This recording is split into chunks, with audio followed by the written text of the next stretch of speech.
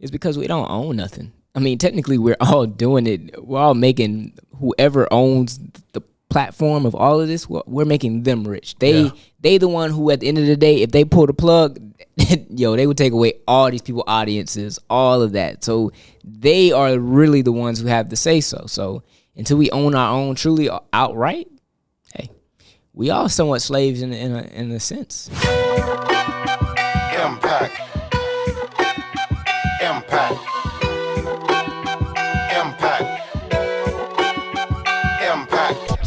In fact, my hustle is intact.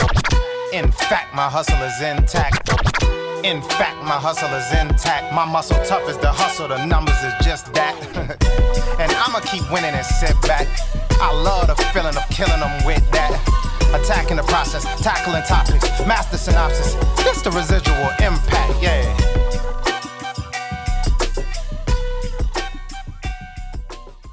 What's going on, ladies and gentlemen? This is your man, Brandon Gio. And your man, JaMichael Moore. And we are the Residual Impact Podcast. Here we inspire others to find the greatness within themselves. And then apply to their community. Let's grow. Like always, man. We back, son. We back in the building. Like we never left the building. That's a fact. Ladies and gentlemen, y'all already know the deal. Welcome back to another episode of Residual Impact Podcast. Yes, sir. We in the building, man. We definitely are. God has blessed us. If you guys are new to the YouTube channel, go ahead and make sure you hit that subscribe button down below. And don't forget to hit that notification bell so you never miss when we upload a new video. Also, don't forget to hit the thumbs up because you already know what time it is. You're definitely going to like this video. Make sure you leave a comment down below as well because we definitely want to talk about everything that we're going to cover today.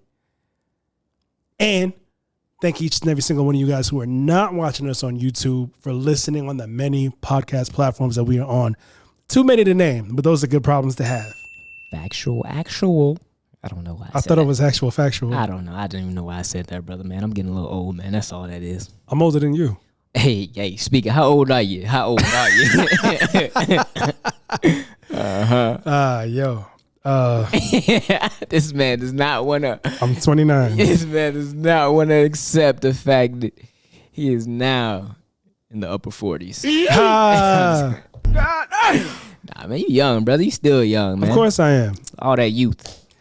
Anyway, with that aside, how was your week, brother? Man, how was the week? The week has been, it's been a week in a nutshell. Bruh. Nah, facts. I haven't really said anything, right? I said a bunch of nothing. Nah, the week has been, it's been like a roller coaster. It's been some highs. It's been some lows. But it's been, all in all, something to be grateful for because I believe that there's a positive in everything. So I've been learning to find the positive in everything. Mm-hmm. And also it's been a week full of faith. Like I'm in a place right now where I have to rely on God. I do not know what's going to happen next. And it's causing me to really, really jump and to really just trust that everything is going to work out in the end. So it's really on some like, yo, I know some good is happening. I know some good will happen. But, hey, we just going to take it day by day and just appreciate everything that we get within each day. I hear that. Yes, sir. That's brother. all you can do, man. So I commend you on that. Thank you, brother. How about yourself? It's been a week as well, yo. Like, work is working. Work is working. Work is working. You know what I'm saying? It's doing what it's supposed to do, except for lining my pockets and making them extra fat. You know what I'm saying? That's what it needs to do. Line them up. Pay me what I'm worth. Yes, sir. It's just been another work week. Just living the dream, man. You know what I'm saying? Another day in paradise is what I like to tell my customers. And I say that being facetious. Y'all know how I am. But, you know, I'm blessed to be making an income. Let's put it that way. Oh, man, for real, man. Because we can be making nothing. That is true. You know, so that's another thing. I learned this from Oprah. She was just like, you know, got to stay in that attitude of gratitude. Write down 3 things that you're grateful for each day. And take your mind off of what you currently don't have or what you feel like you're lacking in. Because really, we ain't lacking. God has really given us all something. Attitude of gratitude. I like that. Attitude of gratitude. And she said that's something that made her successful. So if a billionaire as telling you to do this. I think we should take heed to this, brother. And she said she still does it to this day. And I'm not gonna lie, it definitely, for me, it's been like, it'll shift your mind from what seems not to be going right. Right. So, yeah, man, y'all all try that. Just take your time and write down 3 things that you're grateful for. Or just say them out loud. That's what I do. And on my way to work sometimes, I just be like, yo, I'm grateful for my hands that move, my toes, my eyelids, my eyelashes. Think about when the last time you was grateful for your eyelashes? Because they got a purpose, brother. I don't think I've ever necessarily been grateful for my eyelashes, because the only time I ever think about lashes is when I'm going out on a date and I see a shorty with them butterfly lashes on, like just like bat wings, and she just do this and fly away. I'm sorry. That's the only time I ever think of lashes. But that's real. See, that's real talk. See, that's just something that we could be grateful for, because our eyelashes are actually meant to keep dirt out of our eyes. Interesting. We didn't even know. So you know what I'm saying? We just got to be grateful for the small stuff. This world that we live in, this capitalistic society, they make us just think about being a consumer and having this material stuff that we forget about the things that really aren't, they don't even have a price on them, and they're priceless. So we just got to think about that, man. Ooh, that was deep. Thank you, Lord. That was good. That was good. That boy good. That boy good. That was funny. Hey, for those of y'all who don't know, shame on y'all first and foremost, but that was a Coming to America reference, all right? If you haven't seen that movie, you need to watch it. Oh, my gosh. You know what I wanted to go back and see? I just saw, I haven't seen it yet, but I saw the preview on Netflix, The Clumps. Man, or really? Nutty Professor. Yeah, I want to go back and see that, man. Like, I think we slept on how talented this man Eddie Murphy is, man. Nah, I haven't been asleep on how talented he was. Like, or still is, rather. This man has always played multiple roles in a bunch of his movies. Like, it didn't really hit me yet. Like, and I didn't even think, like, Coming to America, he did the same thing too. Like, both he and Arsenio, they played multiple roles in that movie. Dude. Like, that's amazing to be able to do, to have that, like, versatility, man. So, shout out to him, bro. And it's crazy because I dated a woman who hated Coming to America. Really? That's one of my top 5 movies of all time. One of the top 3. I think it's something. And she couldn't stand it. You got to grow to an appreciation for it. It's definitely, I mean, I don't know. I don't think I understood it completely as a kid growing up until I got a little older. And I'm like, okay, this is a really good movie. So, I hear that. So, teach his own. I'm thinking about getting some soul glow, man. You know what I'm saying? Letting the hair flow and just walking around with the curl juice. Hey, man. Spritz. You might have to bring it back, brother. Look, you know everything. It comes back around. So, hey. Listen, if I catch any one of you Negroes out there with the Jerry curl, I'm slapping that bottle out your hand, man. Come on, man. Don't come around me with no curl juice. Come on, brother. Nah, but for real, though, man. Shout out to Eddie Murphy, though. Yo, for real, man. One of the greats. Legend. Definitely a legend. What we got today, brother, man? What you cooked up for us, man? Because I think you cooked this episode up. I did. And it's something that has been on my mind. Kind of came from another content creator, and just made me think about a few things. I'm like, I think we should talk about this today because maybe too many people don't think about this type of stuff. But first and foremost, I want to say shout out to Tanisha Talks for this one. She is a friend of the channel, a friend of the podcast. Right. She recently put out a video not too long ago talking about an unpopular opinion saying content creators are the modern day slaves. Wow. Yeah. And she kind of broke that expression down, that phrase down. And go ahead and check this out. Content creators are modern day slaves. I know that might sound a little dramatic, but is it though? Let's say you make a piece of content that goes viral and your following skyrockets. You now feel a pressure to create the same type of content to keep those people around. Some people rely on the money from creating content to keep their lights on. Others become addicted to the sense of validation and status that comes along with having a larger platform. It's what keeps the checks coming in, so that's what they do. So, we heard what Tanisha had to say with that one. What are your thoughts on that, Mike? Do you agree with what she said, or do you kind of see where she was going with this? I mean, I don't really know. I don't feel like no slave. But I guess I guess looking at the perspective, yeah. I guess so. Maybe, I don't know, because this is kind of the same thing I look at when they talk about the NBA and the NFL. Mm-hmm. They say they slaves, but then I'm pretty sure some of those players, they don't look at like they slaves. I mean, a lot of people look up to them. A lot of people, they have doing what they do has granted them like opportunities and their families opportunities to create a way that might not have been done otherwise. Right. And I feel like that's what we're doing right here. We're creating something that can ultimately, give us an opportunity to have leverage and move how we want to move. So, I mean, honestly, you can look at everything as being a slave. You can look at going to work being a slave. Now, I can agree with you on the last part.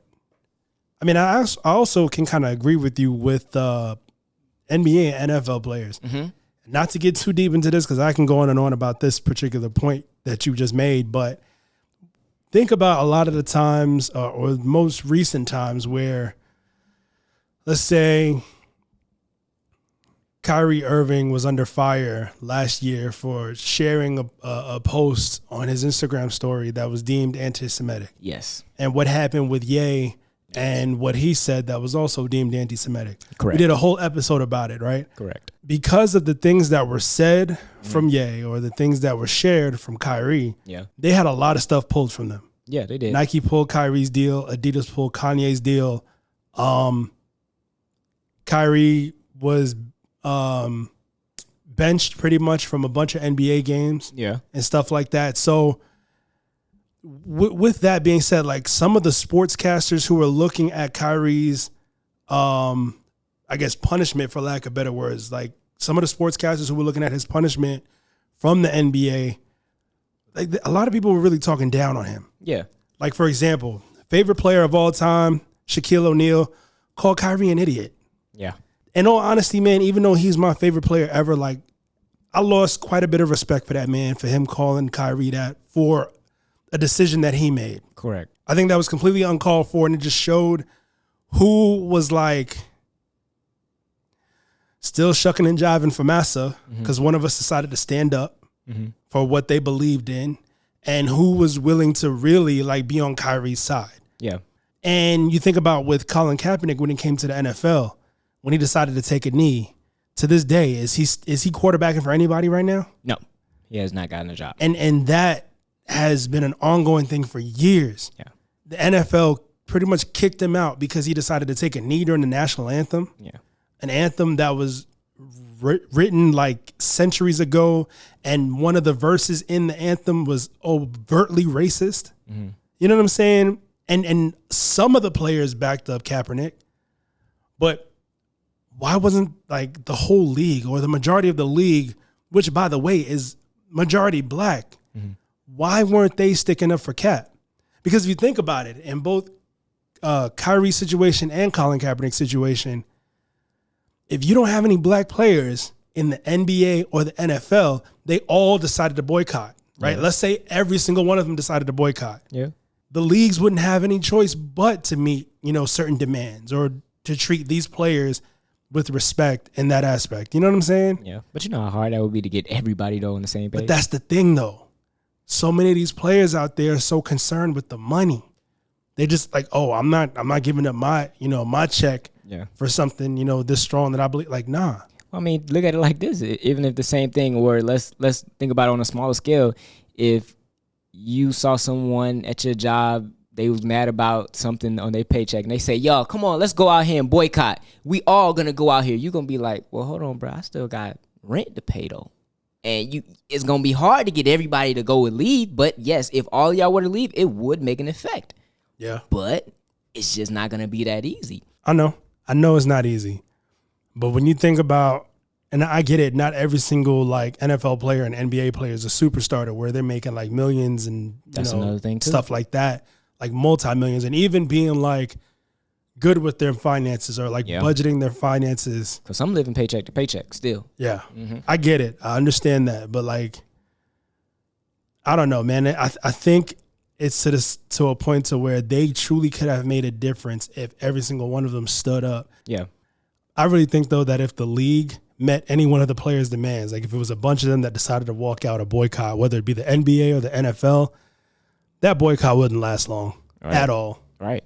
because they would lose out on so much money. They would have no choice but to like reinstate Kyrie, faster than they did, or definitely give Cap his job back. You know what I'm saying? But that's just my thoughts. And I know we kind of got off on a tangent with that, but you made a valid point with the sports. So yeah, I mean, also too, I think it's the reason why I guess I can kind of see her perspective is because we don't own nothing. I mean, technically, we're all doing it. We're all making whoever owns the platform of all of this. We're making them rich. They the one who, at the end of the day, if they pull the plug, they would take away all these people, audiences, all of that. So they are really the ones who have the say so. So until we own our own truly outright, hey, we are somewhat slaves in a sense. But I'm not a slave because I serve God, and I don't care what y'all say. He got the last say. Just throw that in there. I just want to say that. I understand. I feel you on that. But you're right, like the people own these platforms, man. Even now with the content creation, we're really out here working. You know what I'm saying? Working towards something, but we're still working our tails off with whatever it is that we're working towards, because we're out here just grinding and creating content, whether it be recording an episode via audio or video or both, and then recording or editing clips to where we put out on social media to kind of, promote the episodes, and whether we get a deal from Apple Podcasts or Spotify or iHeartRadio, Black Effect Network, whoever wants to reach out to us. I know you're listening. 85 South. Talk that talk. Whoever wants to cut us a deal, you know what I'm saying? Get us on the network. Let's make it happen. iHeartRadio, Revolt, if you want to holler it up. Right, Revolt. Social Proof. I know y'all got some cooking up. Right, Earn Your Leisure. You know what I'm saying? Holla at us. We could talk that talk, man. Barstool Sports. We can be up there with, let's do it. Come on, man. But no matter what, man, even though we are not getting bread for this yet, but we will soon. Even though, we're going to get to the point to where we are monetized, we're still going to be essentially, quote unquote, slaves in that aspect, because we're going to be working hard and diligently for something that we don't own. Yeah. And something that's not really paying us what we're worth at first. Yeah. Because even right now, we've been in this podcasting space for more than a year. I mean, it hasn't been a year and 6 months yet, but it's close. By the time we hit that 1.5 year mark, we're still not getting any money from it yet, but we're still consistent with it. Yeah.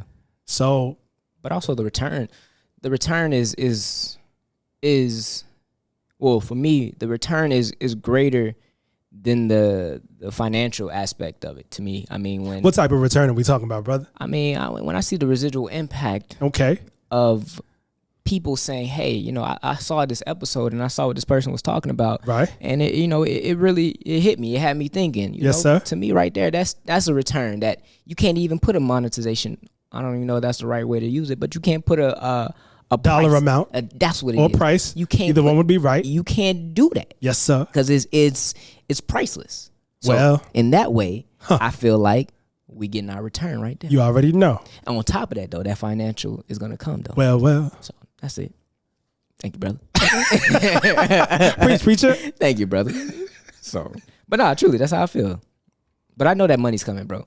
I know it's coming. Like this is the important work that we got to show people, that sometimes I think the gram and all these other social platforms don't really show. They show the highlight reel. They show everybody already done made it and stuff like that. But nah, bro, this is where it starts. When you don't get money, how consistent will you really be? How bad do you really want it?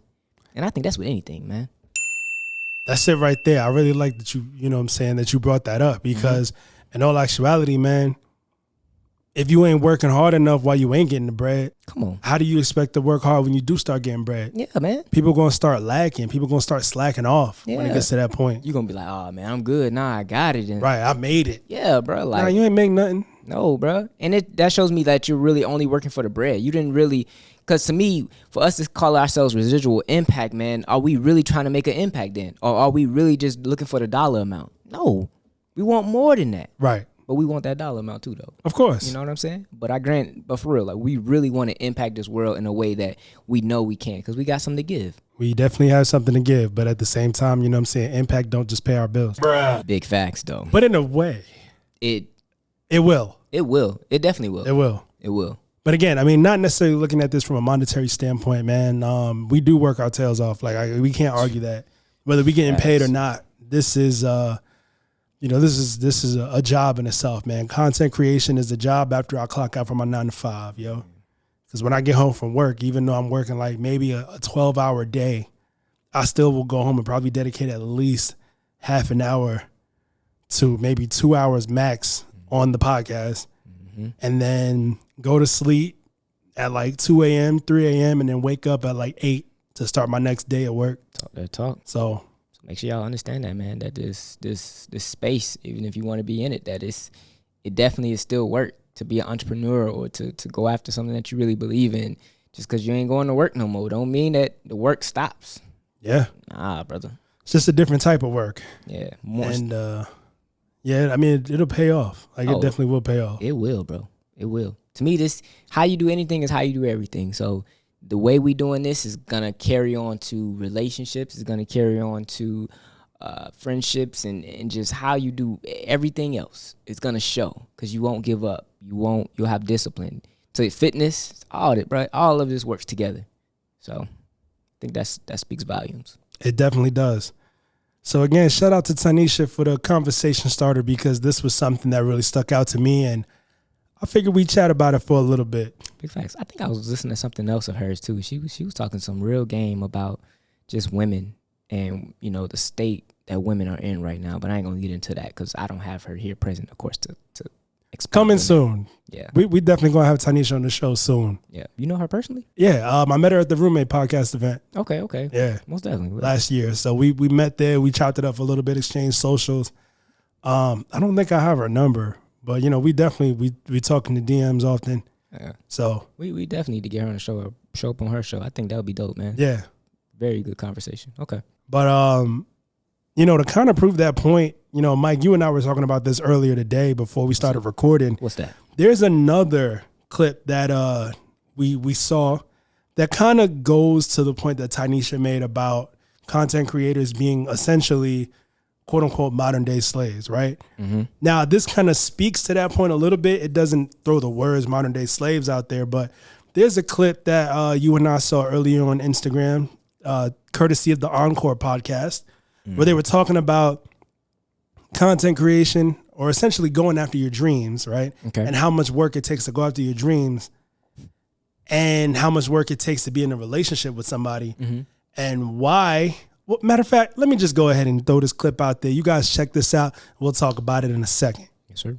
You're creative. You gotta just really take the time to understand a career demands all of you and then some. You gotta be willing to go to places, be awake, take the calls, do the work, continue to do the work, not get rewarded, do the work. And that's taxing on the mind, body, and soul. So a relationship is horrendous if you want to pursue a dream. It don't matter how you try to live your life. If you're connecting to another human being, there's some type of work that's gonna go into it. There's a finite amount of resources, there's a finite amount of time. So if you really start breaking that shit down, you have such a short amount of time to truly be. It's like, damn, what are you waiting for? So y'all heard what the brother said. What do you think about that, Mike? I mean, is there any truth to it, brother? Yeah. Because I haven't been in a relationship in 2 years. I mean, so I don't know. Dude, when I tell you, like, especially now, the mind space that I'm in now, it's like, it really, really, you have to, as a man, I can only speak for men, but like, you gotta realize and be at a place to where you are able to give, essentially you're giving up something to be in a relationship, all right?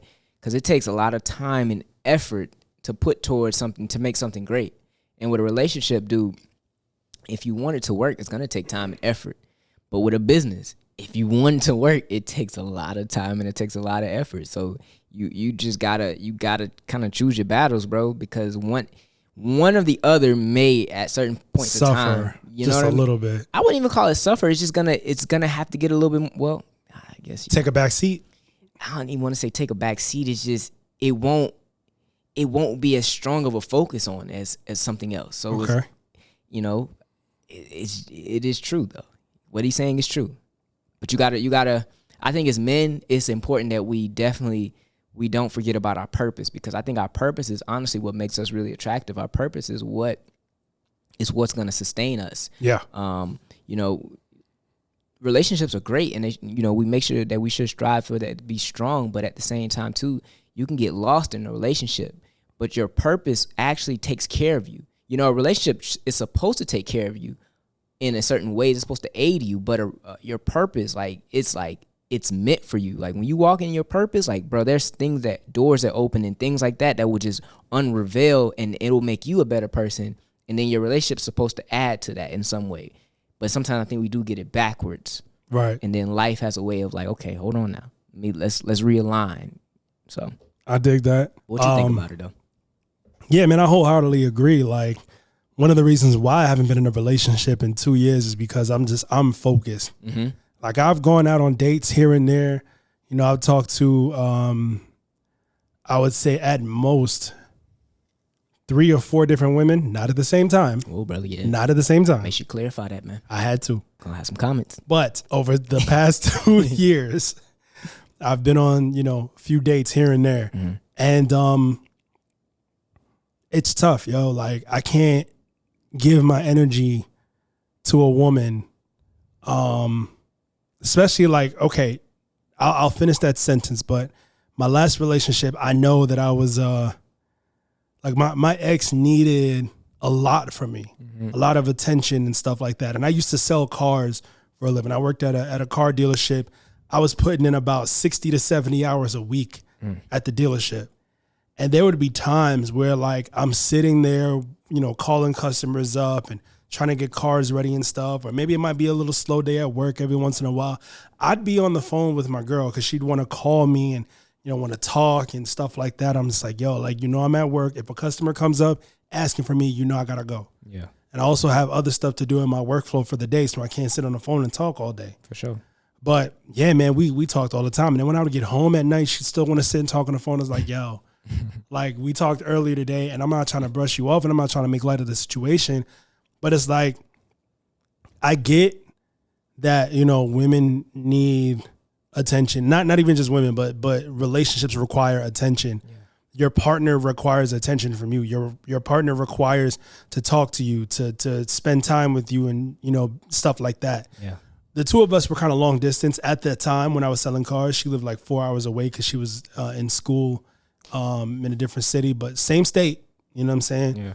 But like, I can't sit and talk on the phone all the time. You know what I'm saying? I got stuff to do. Facts. You know what I'm saying? I'm trying to build something here outside of work. Mm-hmm. So when I'm not focused on my 9 to 5, I'm trying to focus on something else to give me more, more income than what I was making selling cars. Yeah. And to go back to my earlier statement, I can't give all of my attention to a woman that I'm with if my attention really needs to go to my purpose. Because one thing that I've learned being in relationships, especially, when I started to get older, past like my early 20s, past 25, whatever, a lot of the women that I've dealt with, and I'm not sure if it's just them or if it's most women, all women, I don't know all women, I don't know most women, but I can say that a lot of women want men who are financially stable. Yeah. Right? They want men who have some sort of money. Yeah. Right? To maybe not a millionaire per se, right? Maybe not somebody making 6 figures per se, but somebody who can not only support themselves, but support them as well if needed. Right. Right? Who can run a household, pay all the bills, if not a majority of the bills. Mm-hmm. Like I've heard some women talk about a man needs to pay all the bills. Mm-hmm. I've heard some women talk about how they expect a man to pay like the bigger bills. Like maybe if you live in an apartment, pay rent. Yeah. If you're living in a house, pay the mortgage. Right. And she might cover the groceries and, like the utilities and stuff like that. Cool.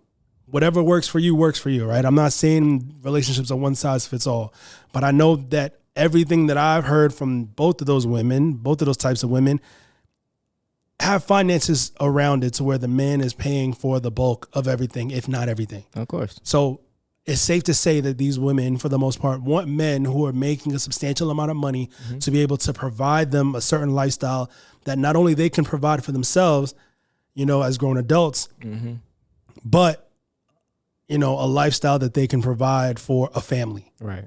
And I get that. But in order for us brothers to be able to do that, we have to be so far in our purpose that it's not even funny. Yeah. We have to get to a point that we can sustain ourselves, even to where, God forbid, if we were to lose our jobs, we're still floating. We still good. Facts. No problems. Facts. Because you got to think about how much it's going to take for us to support ourselves and another human being and little human beings if we decide to have children. That's true. But then also I will say to the women, because we do have about 20% of our listeners are women. Shout out to y'all. For real. I will say to those who are listening, like, I understand that you may want a man who's on his grind, who's getting to the bread, who's getting to the money, but y'all have to understand that 9 times out of 10, the men who are focused, the men who are on his grind, the men who are getting to the bag, they're not going to be readily available or easily accessible to you at that time. Like, they're not going to be able to do all of that and still be sitting on the phone with you all hours of the day, all hours of the night, or still be able to hang out with you and watch TV or watch movies with you and stuff like that. So it's like a catch-22, man. It is. And that's the part where you gotta figure it out, you know. I just think that first and foremost, you gotta figure out yourself. You gotta find out who you are, who you want to be, and like you say, man, you gotta go after that purpose first and really figure out your lane and where you want to be. Because if not, then I think you'll put too much time and effort into that person and thinking that, man, I need to build this, and then you'll get lost in that, and then, you know, God forbid something happens, you forget who you are. Right. And you know, we talked about it off the air, but you know, us as men, we're loved with conditions. So if you losing yourself and you not being able to provide certain conditions, hey, then you're expendable. That is true. Unfortunately. That is true. That's something I learned at an early age, even before I heard it out of Chris Rock's mouth, man. So, I mean, I think that we just got to find our purpose, man. Like I said, our purpose will sustain us. I think truly, man, your purpose will open doors for you and bring a side of you that you don't even know yet. And honestly, that's what makes you more attractive too. When you're deep in your purpose like that, I promise you, women will see that confidence inside of you, bro. And they're after you.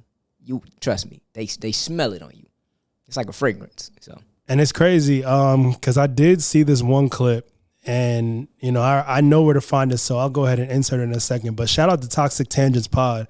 There was a clip that I saw of a woman that they posted talking about reasons why she doesn't date rappers and athletes. Matter of fact, go ahead and check this out. Reasons why I don't like to date rappers or athletes. They tend to feel as though they are the prize. A lot of them are cheap and they have this weird irrational fear that all women are trying to use them for money.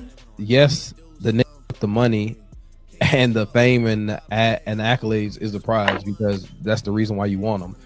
You don't go after somebody who isn't going to change your life if you're this type of person. So obviously he is a prize. When they found this dude, they didn't find him in McDonald's. Everybody is out for his money. Family, friends, girlfriends, uncle, cousins, everybody trying to get some money. I really don't like to get into this whole men are the prize, women are the prize stuff. Like, because when you after somebody, man, they're a prize to you. And, you know, when that person is looking at you a certain way, you're a prize to them. Like, no matter what, I feel like both people are essentially the prize in a relationship. Like, they might not be, quote unquote, the prize as what everybody wants to picture it as, but there's certainly a prize. You know what I'm saying? Yeah. But in this situation, I can definitely agree with the fellas on this one. Like, if a woman is solely focused on a rapper or an athlete or an actor, anybody with a blue check mark, that they're verified and rich and famous, they're going after them for a reason. There's a reason why these men who are in those positions have groupies. You know what I'm saying? They would do anything. Right. Like last year when we covered the story about how allegedly Drake was with a woman, I think in a hotel room, and he put hot sauce. Oh yeah. You know what I'm saying? He had the hot sauce in the rubber, and she tried to use. Yeah. if that story is true, man, Shorty was trying to come up off a check, obviously. Yeah. Because there'll be no reason you're reaching to the trash can for something like that. Right. Yeah.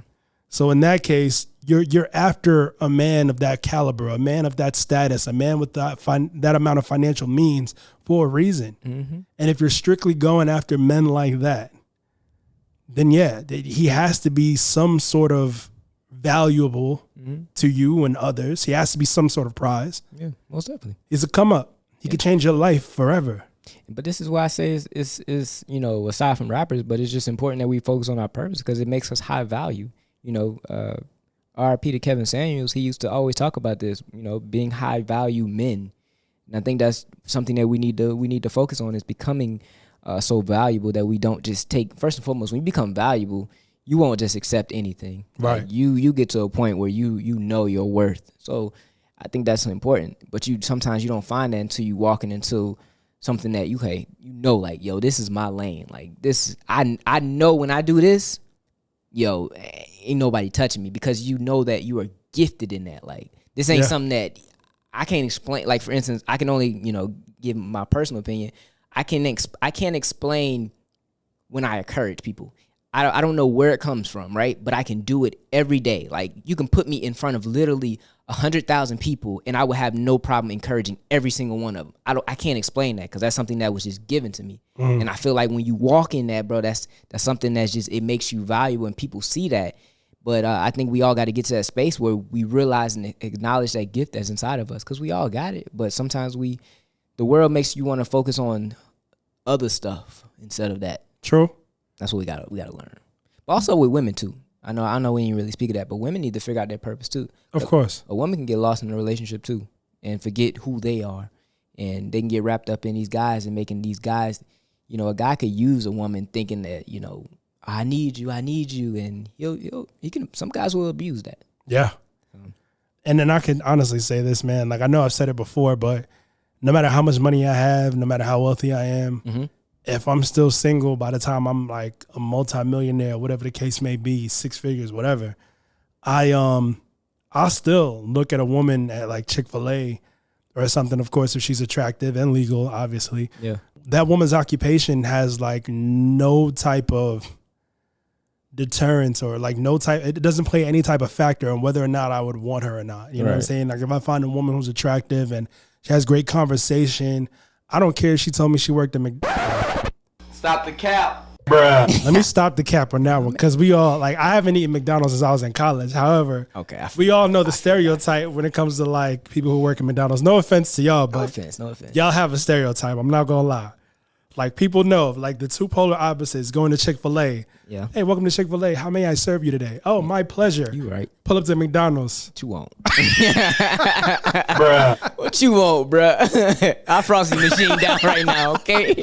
We ain't got no Frosties. They don't have Frosties because Wendy's has Frosties. Oh, you right. My bad. Wait, what is the machine? I'm sorry. The McFlurry machine. McFlurry machine. Yes. But yeah, like, they'll always say, our ice cream machine down right now. You can't get no milkshakes, no McFlurries.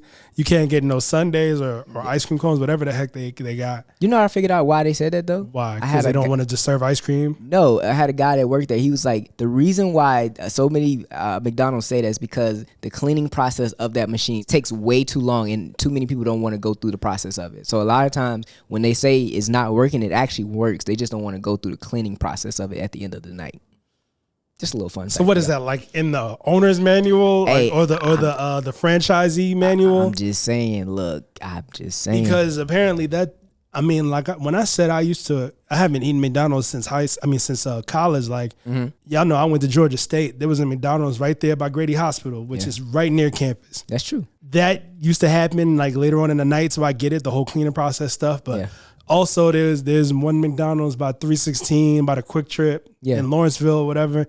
They would always say the same thing because sometimes when I come from parties, you know what I'm saying, I have to come back to Gwinnett. Yeah. It's like, yo, sorry, our ice cream machine is down. Well, I'm sorry, I don't want a whole meal right now.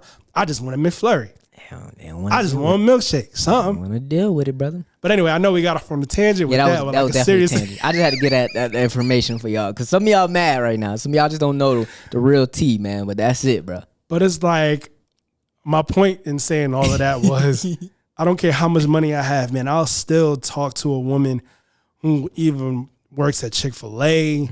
She might work at like a retail store or whatever. Like, I don't care, man. Mm-hmm. That's not the same case really for women when it comes to men. Like, if a woman is high value, if a woman is high earning and she's like making a lot of money, she's not necessarily going to look at a dude who's, you know what I'm saying, working as a truck driver, maybe not a truck driver, like a sanitation worker or a garbage man. You know what I'm saying?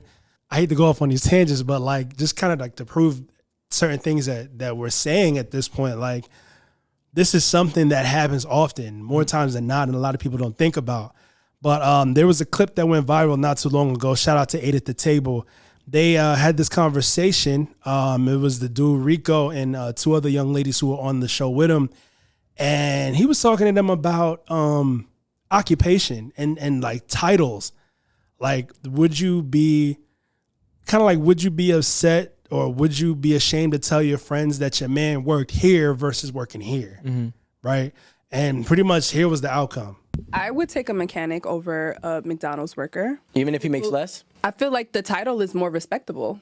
Like, I'm okay with telling people like, oh yeah, my boyfriend's a mechanic. I changed my mind, y'all. Hey, hey, I changed my mind. I can date him if he works at McDonald's as a GM.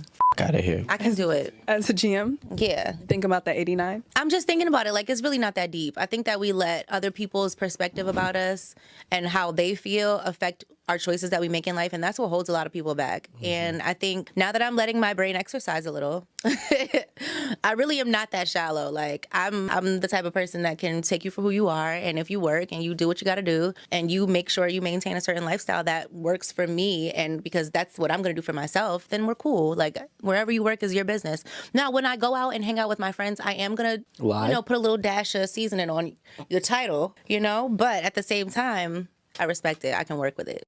So, yeah, that's just something I learned, kind of growing up, how a lot of women would probably look at a man who works at a certain position or works a certain job or has a certain occupation. And like the young lady said in that clip, even if he was a GM at McDonald's, you know what I'm saying, she would put a little seasoning on it, a little razzle dazzle to kind of jazz up his job a little bit to her friends. But then again, that makes me think, are you really okay with it then? Because if that's the case, then why you got to jazz it up? I don't get that. But I can get it, but I don't get it at the same time. Like, you got a cap. Like, if he's a GM at McDonald's, he's a GM at McDonald's. He's doing what he's supposed to do. Yeah. Take care of business. I can understand, though. I guess McDonald's is, looked at as that. I can see. In the extended clip, one of the ladies said that she would tell her friends that he was a franchise owner instead of a GM. Would you date a man seriously if he was like, hey, I'm the general manager of McDonald's and he makes $100,000 a year? Or would you take somebody who makes $60,000 a year and he works in the office, maybe as an accountant or something? See, I'm more complex than this.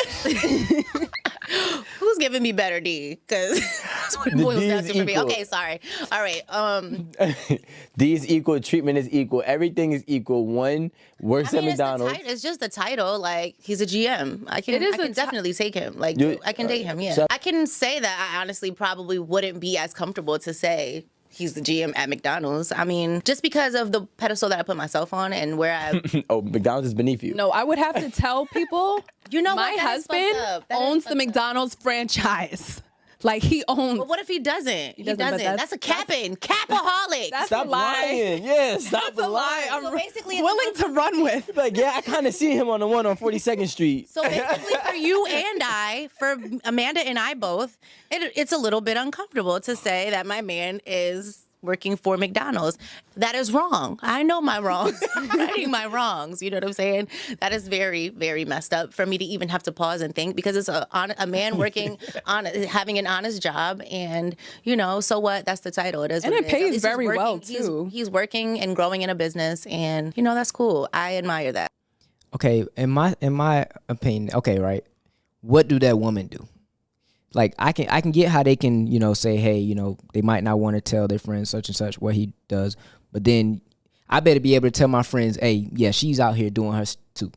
Like I don't want to hear that, you gotta spice up something for me, but you might be working at Hobby Lobby, just as a cashier. No offense to anybody at Hobby Lobby, of course. I actually love Hobby Lobby. All right, it's a great place. But I'm just saying, like, I want this same standard that's put on men to be put on women too. Like I want you to equally be able to.